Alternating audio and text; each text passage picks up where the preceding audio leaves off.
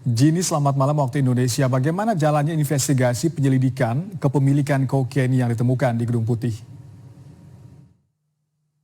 Ya, oke. Dan pemirsa TVRI, dari penyelidikan atau investigasi yang dilakukan oleh Secret Service atau Pas Pampres Amerika Serikat ini masih terus berjalan, dan untuk mengetahui siapa yang membawa amplop plastik kecil berisi kokain yang ditemukan di rak penyimpanan barang ketika pengunjung atau tamu masuk ke dalam West Wing atau sayap barat dari Gedung Putih. West Wing adalah wilayah Gedung Putih yang terhubung ke kediaman Presiden, saat ini adalah Presiden Joe Biden dan Ibu Negara beserta keluarganya. Dan di West Wing itu juga ada Oval Office atau kantor kepresidenan, di mana ratusan orang berlalu lalang setiap harinya di wilayah ini, termasuk staf, tamu, wartawan, hingga tamu staf yang berkunjung. Investigasi dilakukan pada orang-orang yang ada di dalam daftar masuk dalam beberapa hari sebelum ditemukannya amplop ini pada hari Minggu tanggal 2 Juli lalu, termasuk pengecekan kamera CCTV dan pengecekan silang antara kedua data tersebut. Di hari ditemukannya kokain, sempat ada kekhawatiran bahwa serbuk di dalam amplop ini adalah senyawa biologis berbahaya seperti misalnya antraks. Namun setelah diperiksa di laboratorium, hasilnya ditemukan dan dipastikan bahwa serbuk tersebut adalah kokain. Kokain sendiri di wilayah ibu kota Washington DC masuk dalam kategori narkoba Schedule 2 yang kepemilikannya dapat dikenai hukuman penjara hingga 30 tahun dan atau denda sebesar $75.000 Amerika Serikat.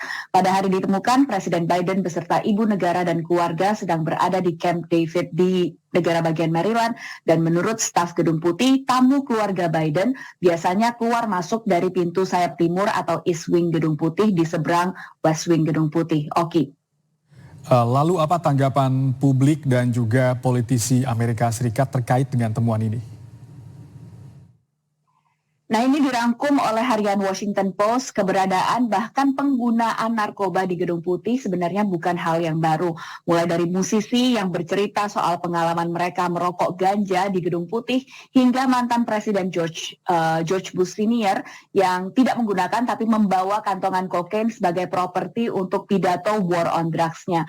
Namun tentunya insiden seperti ini jadi komoditas politik yang cukup menarik bagi kubu oposisi pemerintah. Mantan Presiden Donald Trump lewat media sosial The Truth menyebut kokain yang ditemukan adalah untuk digunakan oleh Biden dan putranya Hunter Biden.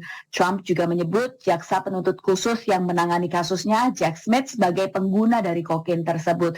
Anggota DPR lain juga dari Partai Republik menghubungkan keberadaan kokain ini dengan putra Joe Biden, Hunter Biden, yang memang diketahui secara publik punya masalah dengan penyalahgunaan narkoba.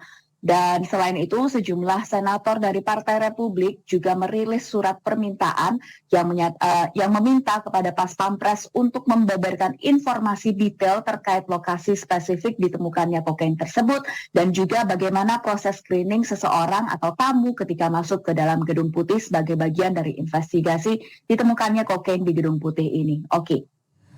Baik, terima kasih laporan dan ulasan Anda. Virginia Gunawan melaporkan langsung dari Washington DC, Amerika Serikat. Selamat malam.